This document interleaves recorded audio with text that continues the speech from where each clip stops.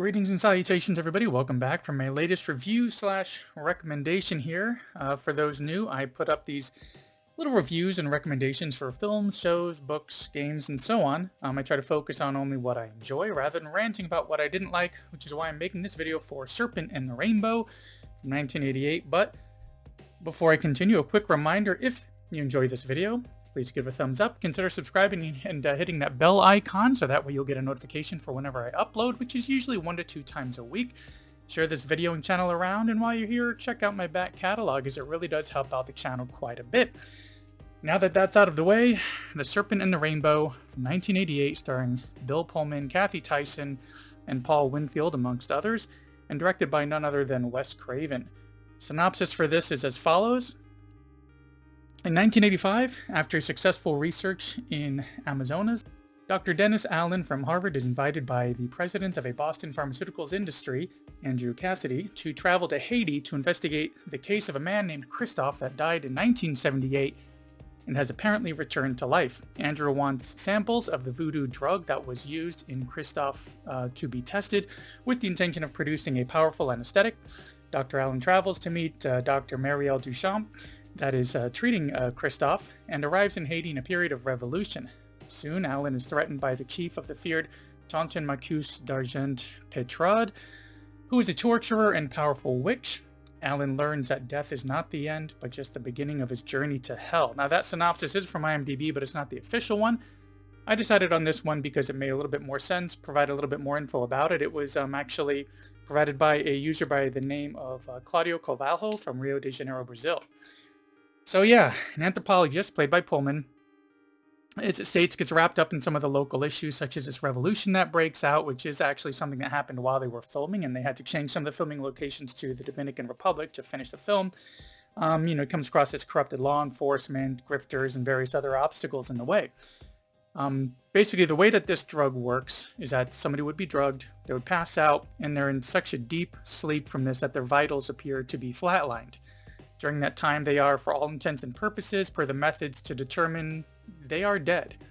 So they are buried alive. Now, that is one way to torture someone, but in other cases, they dig the person up shortly after, where they are mentally traumatized, physically traumatized, and become this mindless slave, a walking corpse, or working on plantations, for instance.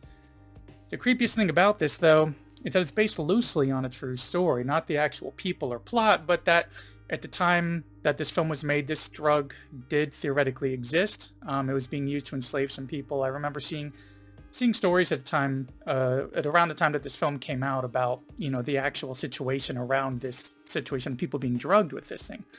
So you put yourself in my shoes, being much younger back then, when this first hit home video. I'm ready to watch this spooky horror film starring Lone Star from Spaceballs, and I see this based on a true story tag before and after the film. Needless to say, it shook me up quite a bit back then. Just like religious horror such as The Exorcist or more spiritual like The Entity, that nugget of truth that they build their story around really hits home more than something like, say, Friday the 13th or Nightmare on Elm Street, or any number of purely fictitious stories where you can easily say, well, it's just a movie, and then sleep soundly. Well, maybe not in the case of Nightmare on Elm Street, since it has to do with dreams. But anyways, on top of all of that, there's this guy. This character, D'Argent Petrade, played by Zach Smokey, I don't know how to say his name, unfortunately, who really creeped me the hell out. Just in his first scene that he pops up in really stuck in my head. Not to mention this torture scene that he was involved in further in the film. It was just really frightening. Anyways, to sum it up, this one hit Shudder recently, and I checked it out for the first time in well over a decade, and it really did hold up. It was very engaging, very creepy and kind of scary in a way. But yeah, and much of the details about the film, I'd actually remembered as those scenes were unfolding. So a lot of it really did stick with me, even though I hadn't seen it in over a decade. Found it to be highly enjoyable, creepy, worth checking out. So I wanted to put together this little spoiler-free recommendation.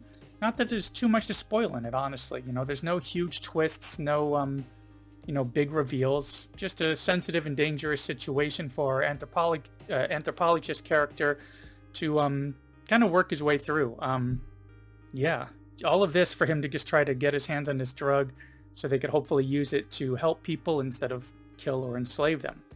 Anyways, Serpent in a Rainbow from 1988. It's on Shudder currently, and of course it's available through other outlets as well, so go ahead and check it out. Thank you for sticking around to the end of this review. Be sure to follow all those YouTube things that I mentioned at the beginning, and I will see you in the next one.